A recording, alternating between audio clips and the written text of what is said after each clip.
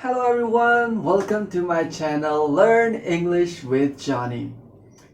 My name is Johnny and I am an English teacher. I will be teaching you guys English in a very fast learning way. So stay tuned, and if you are new to my channel, please press the subscribe button and help my channel to grow. Thank you for your support. I will see you in the video.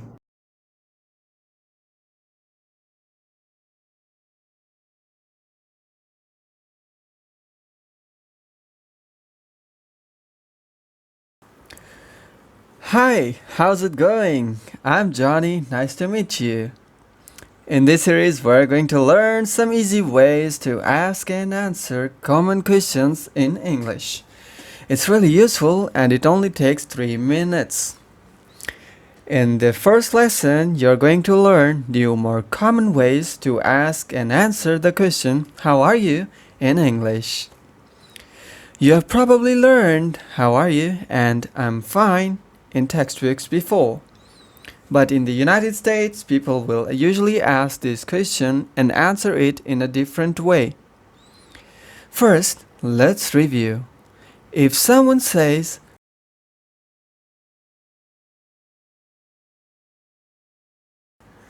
here are some other ways to answer.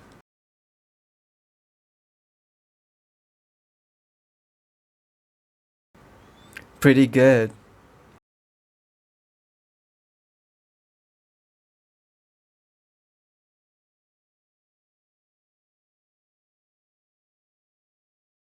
Let's look at our question again. How are you? This is the most well-known way of asking how someone is.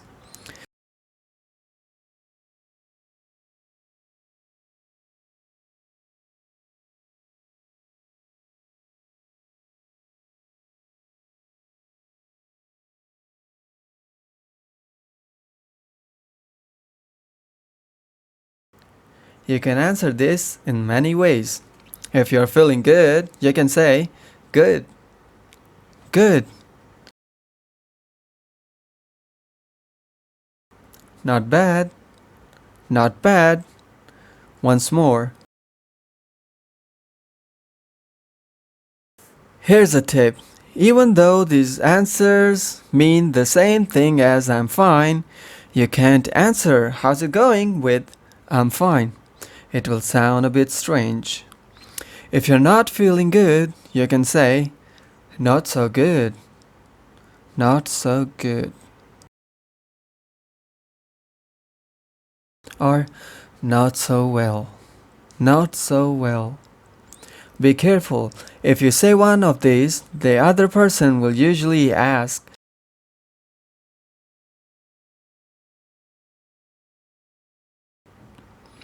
another casual but very common version of "How are you?" is "What's up?"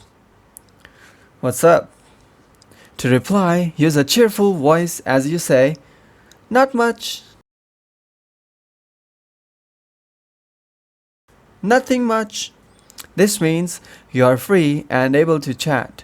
Since "What's up?" is just another way of saying hello, you can also reply with, now it's time for advice. A lot of the time when we ask questions that mean "How are you?" in English, we're not actually asking about the other person's health. We are only asking to be polite. You should think of these questions as another way of saying hello, a way for the conversation to get started instead of actual literal question. In fact, when someone asks you "What's up?" you don't even have to answer. Just say "What's up?" in reply.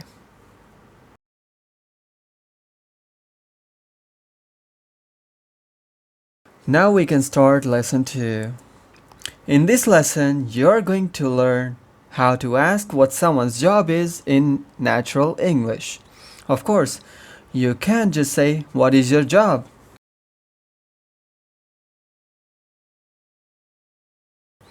Native English speakers almost never say this in a social situation. Instead, they use a different question. But before we master that, we need to compare it to a very similar question. What are you doing? I'm presenting a video about English. What do you do? I'm an English teacher. Do you see the difference? These two questions, what are you doing and what do you do, sound similar but mean different things. The first one is asking what you are doing right now this minute. You answer it using an ing verb. What are you doing? I'm reading. I'm watching TV. While the second is actually a shortened version of what do you do for a living. This is how we ask, what is your job, in natural English. Let's practice this question. What do you do? What do you do? When native speakers of English ask this question, it can come out very fast and sound more like, what do you do? In order to tell it apart from what are you doing, just listen for the ing sound at the end of the question.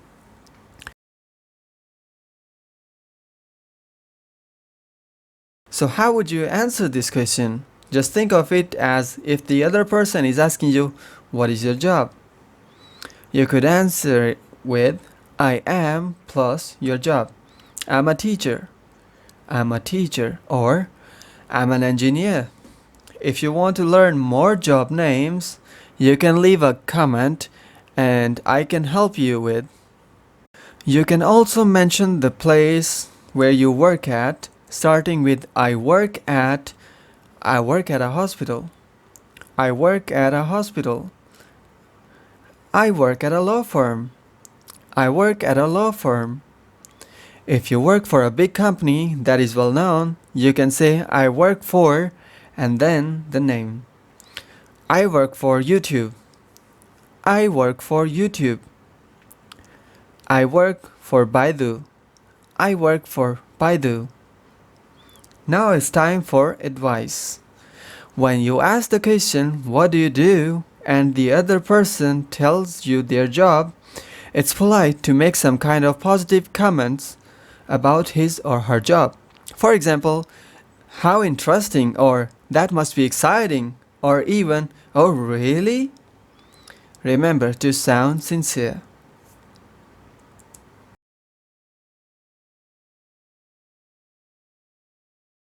Now it's time for lesson 3.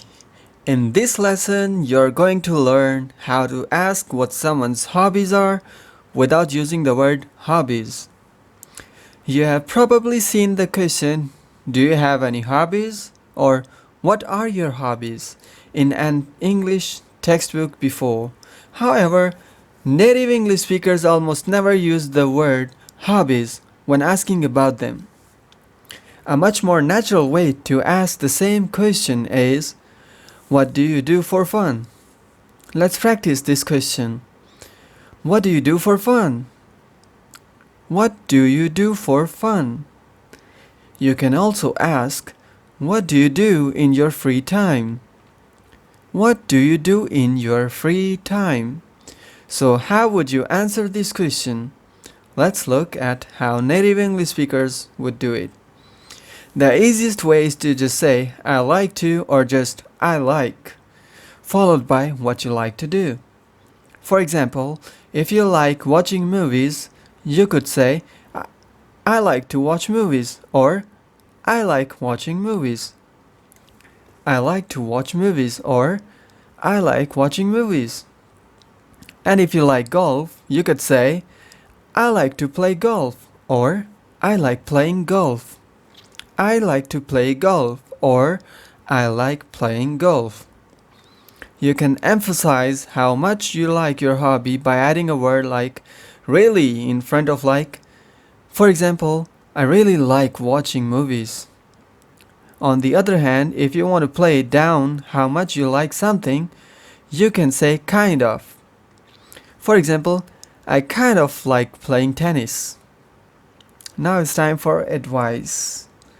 If you don't have any special hobbies or don't want to be specific, a good way to reply is, I like hanging out with my friends and stuff like that. I like hanging out with my friends and stuff like that. Just use I like and add hanging out with my friends, and then add and stuff like that.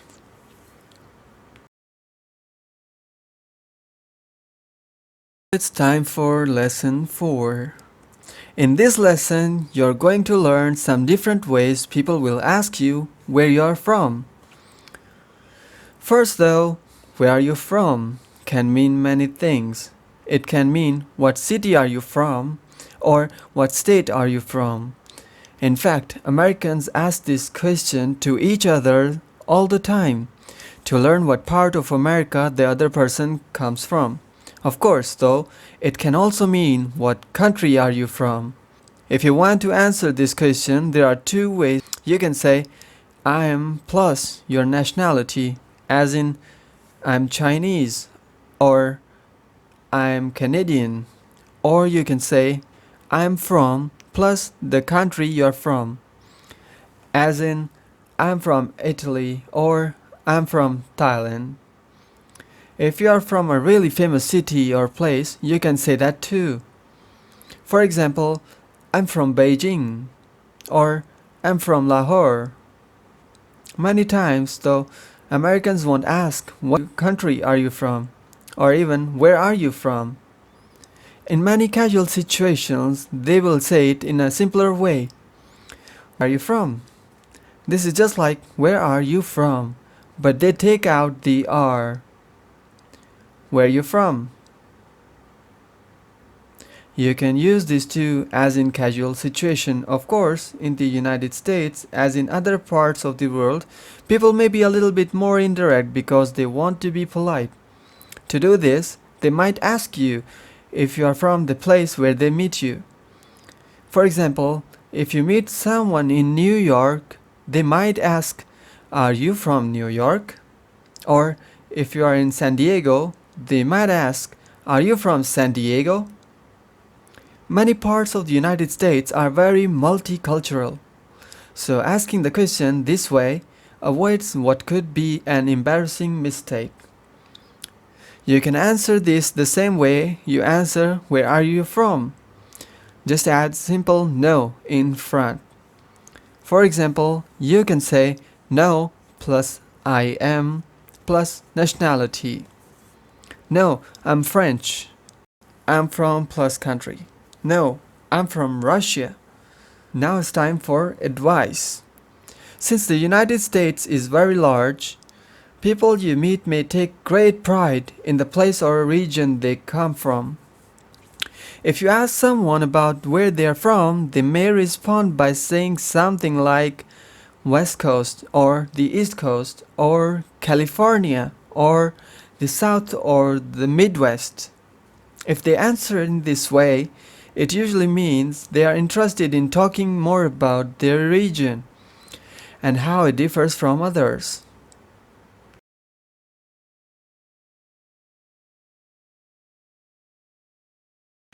Hello everyone, now we're gonna read the storybook. The book is for starter level and it's gonna help you to improve your basic English. So let's get started. The name of the book is Angry Birds, Pigs on Bird Island. In this book, we are also gonna be finding some popcorns. If you can find that popcorn box in any of the page, you can write in the comment that the popcorn were on blah blah blah that page. Okay, so these are some new words. So let's start. Number 1. Eggs. Eggs. Follow me. Eggs. There are 3 eggs. Very good. There are 3 eggs. Number 2. Fly. Fly. They can fly. They can fly. As you can see, there is a bat and there's a bird. So it's like they can fly because there are 2. So they. Number 3. Explode. Explode. It explodes. It explodes. Good. Island. They live on an island. They live on an island. Very good. So now we have number 5. Pig. Pig. This is a pig. Follow me. This is a pig. Very good. Now number 6. Ship. This is a ship. This is a ship. Very good. Play music. They like to play music. Because there are 2 persons, so we used they. They like to play music. As you can see, they have instruments and they are playing it, so play music. Worried. Worried. The man is worried. Why is he worried? Can you guess? And do let me know in the comments, okay? You can definitely notice something. Alright, so move on. So here we have Angry Birds, Pigs on Bird Island. Meet the birds, okay? This is Bird Island. I will read the sentence one time and you're gonna repeat right after me. This is Bird Island. The birds here can't fly. They have a lot of eggs. Good job. As you can see, this is the Bird Island, and you can see a bird with a lot of eggs all over here in the room. So let's move on. Page number 5. Alright. This is Red. So the bird you can see here, his name is Red. He is always angry. He goes to a class for angry birds.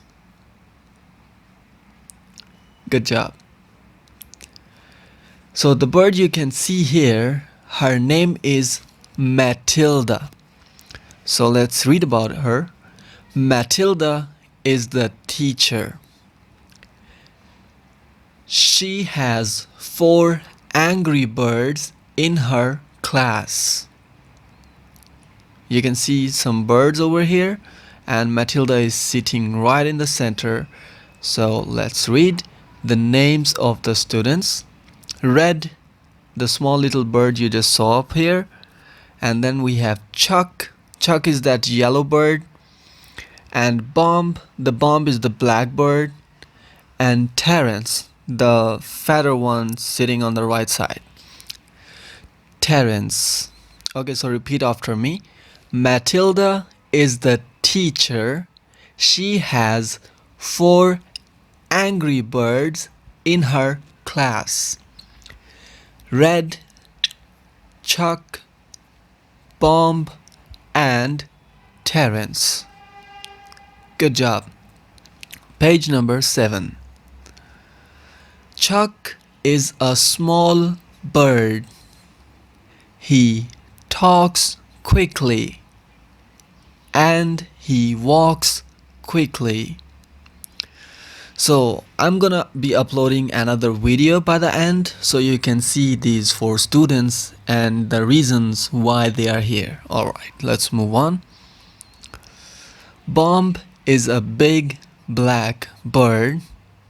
Sometimes he explodes. So as you can see in the picture on page number 8, there is like he's standing right there and somehow he explodes. Whenever he's nervous or like angry or anxious, he always explodes. That's why everybody call him Bomb. Alright, So on page number 9 we have Terence. You can see his face. He is quiet. He don't really talk. He actually never talk. Okay, so Terence is a very big bird. Terence is a very big bird, but he is quiet. He does not talk. Alright, very good. Let's move on. Now page number 10. Piggy Island. As you can see, the island over here is like a town, a big town, not like the island. So Piggy Island is not far from Bird Island. The pigs here are green. They live in a big town. Very good. Page number 11. The pigs like to dance and play music.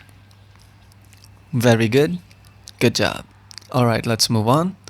Page number 12. The pigs like to sleep and eat. They are always hungry. Okay, follow me.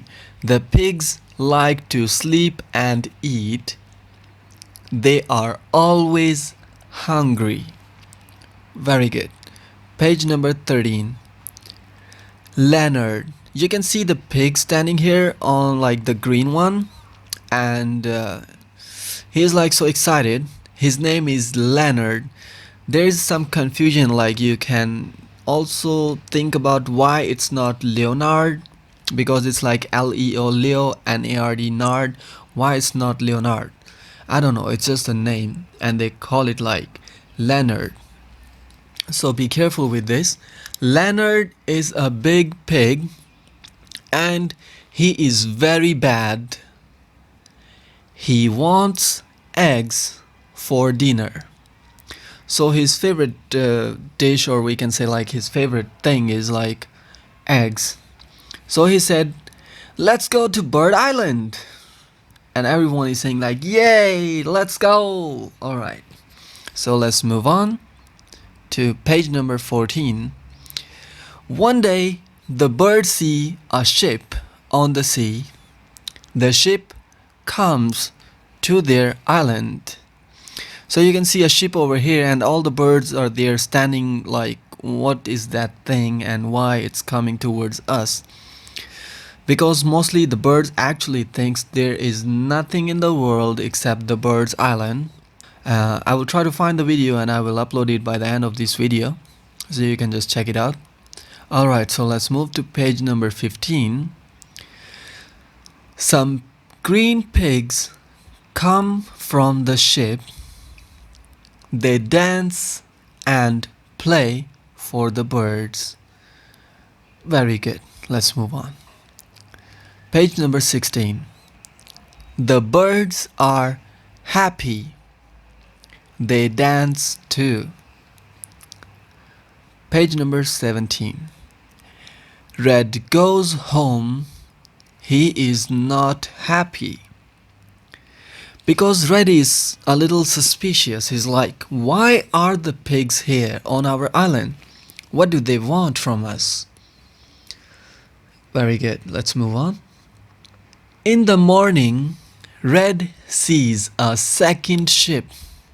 There are more pigs on the ship. There are a lot of pigs on Bird Island now. Very good. Now let's move on. So Red is thinking, are the pigs our friends? Because it's like, why? They are just keep on coming. In like the series, when Leonard and the other pig came to the Bird Island, they actually just said, there are only 2 of us. But later, they introduced a lot of pigs to the Bird Island. Okay, so now the last line. Red is worried. What do the pigs want? What do you think?